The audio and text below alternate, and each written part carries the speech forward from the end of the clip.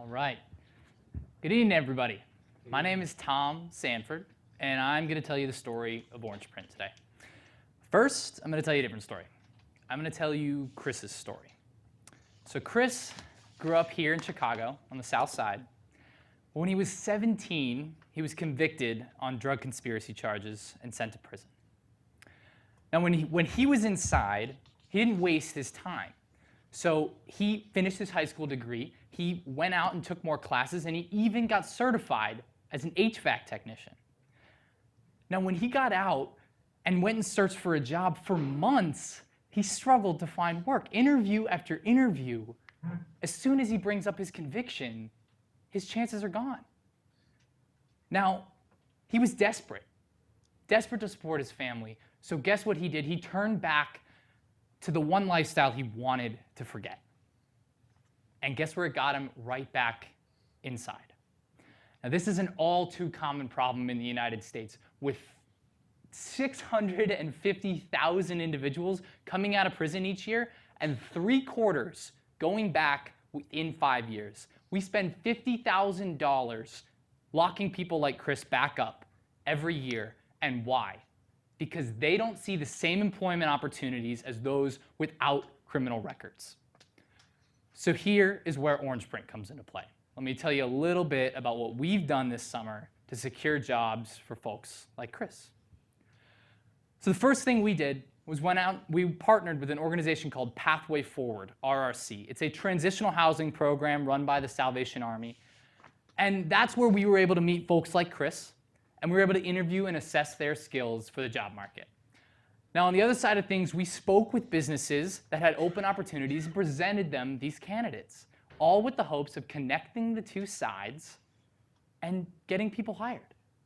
It sounds like a pretty picture, right? But it was not as easy as it sounds.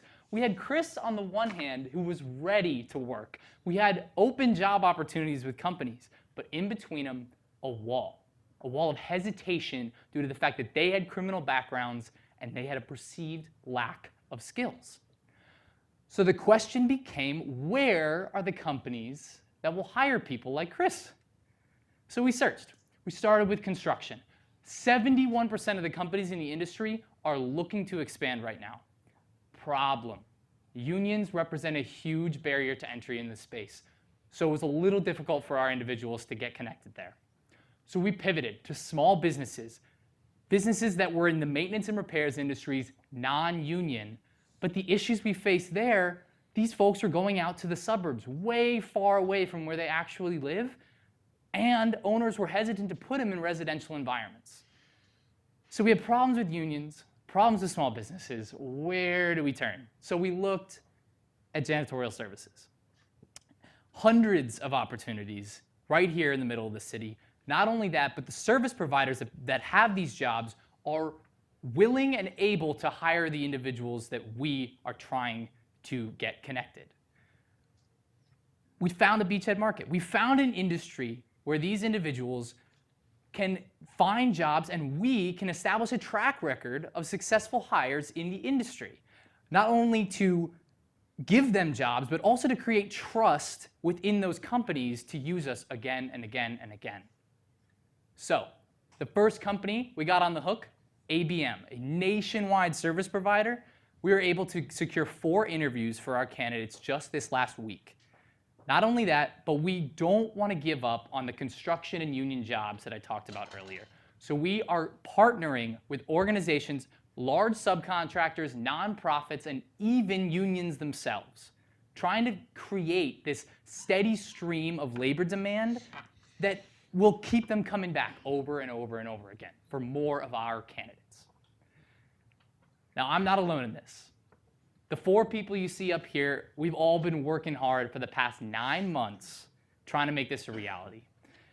And it's because we believe in people like Chris. We are united in the mission to get people like Chris set up for success. No one individual should ever feel like they are defined by the worst thing they've ever done.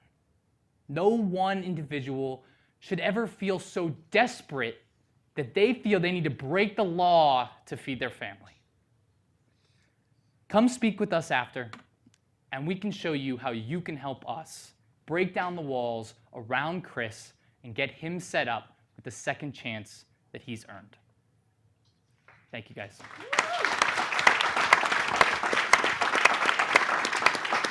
I'm going to bring up Tiffany, co-founder. How's it going? Great job, Tom. Awesome. So what's the revenue model here? Flip to that side. There we go. So this is what we drafted when we were originally thinking about a staffing model agency. So if you go to the next slide, Tom, too. Yeah. Some of the competitors that are doing this already, they're kind of working in the big trade space. So you have a lot of guys that are doing carpentry, general labor, those kinds of things that I'm familiar with. So back to the revenue model slide. Initially, it was, okay, well, what if we take, a percentage of someone being hired around $15 to $17 an hour in Illinois right now, just for standard labor, and then that's 5% or so, and we would charge a placement fee up front. And then over a period of time, we would either evaluate him reimbursing us for the placement or the company just taking that fee head on. And then at the tail end of that, processing the tax credit that comes along with hiring from this population, taking 30% of that as well. So it depends by state. Illinois, their tax credit isn't nearly as large as some of the other states we put up here, but that's our starting market for right now, if that makes sense. Is that clear? Yeah, no, that makes sense. So as far as like your initial goals, like what's the current traction? Have you done any transactions to date? And then what's the plan like going into next year? For sure. So no transactions to date, unfortunately. A lot of time this summer was spent, number one, figuring out who's going to hire them. Like, I come from a general contracting background. I worked for Clark, so I understand the industry. And I thought, coming from DC, oh, this is very similar to DC. There are guys already working in the field who are previously convicted. The unions here place a huge barrier. So we have a conversation tomorrow with a union consultant. And when we talk to her, it's just to understand, okay, well, what unions can we start with? And then from there, potentially evaluate how to get folks hired. We're also in a class with Professor O'Connor this fall, me and Preeti. I'm a Kellogg MBA, so I'll be in my last year, so working on this throughout the school year as well. So is there like a timeline for placement? Like for like the first, like Chris or whoever, like who are we going to place first and when is money going to be transacted? Okay, well, so the first group that we had interviewed, the 7 that I spoke about earlier, none are Chris. Chris is an amalgamation of a few different people. I didn't want to share his identity. So those individuals, those are the ones we secured interviews with after we found that beachhead market with ABM. So they should be finding out in the next couple of weeks whether they'll be hired.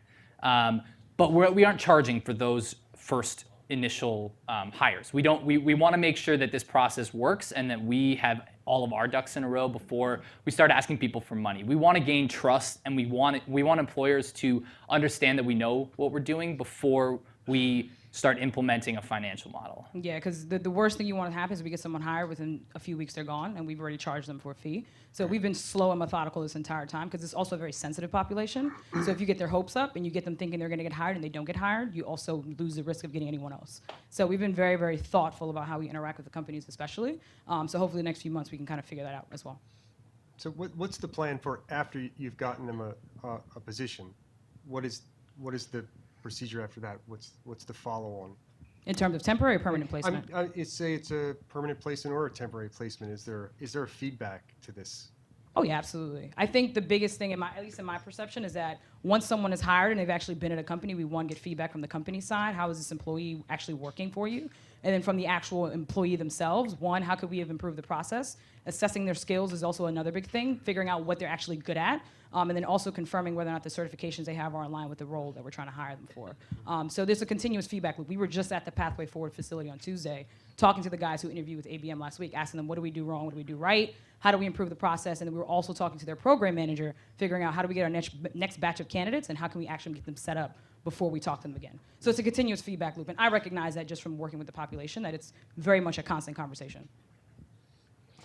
Guys, great business, great problem to fix. This is, I think, in the heart of it, a branding problem that people unjustifiably give a brand to someone who doesn't really deserve that brand, and they'll steer away from them. Have you guys thought about markets like ShiftGig is attempting, where there's a ton of temporary work? I can think of our startup where we have so much like little things that come up all the time, and I myself end up doing them as the founder of, you got to do all those things, but I would much rather hire somebody at a couple, $15 an hour.